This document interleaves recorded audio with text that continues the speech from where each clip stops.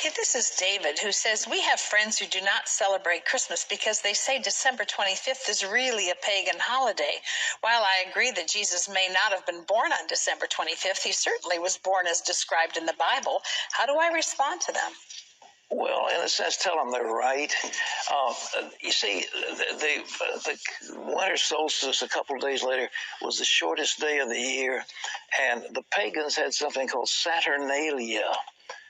And it was a time of lawlessness because all the laws were suspended, and people, a bunch of singers actually wandered the streets naked singing, and then they had orgies, sexual orgies. It was a mass thing. Well, when the Catholic Church came along in Italy, the Romans and others didn't want to give up their holidays, so they said, okay, we'll Christianize it. And so they said, okay, we'll say the birth of Jesus was the 25th of December. And then there was a monk who began to add it up. You see, if you read in Luke, it says there's a census taken when Quirinius was governor and so forth and so on. And they could take those leaders and figure the exact time dating from the foundation of Rome. And that's when the dates were established. And so they get pretty close to the date.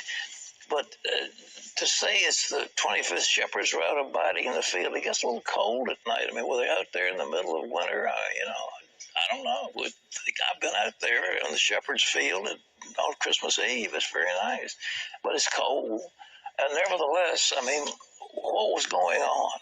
So all this business about mistletoe, pagan. Christmas trees, pagan. Giving out gifts, pagan.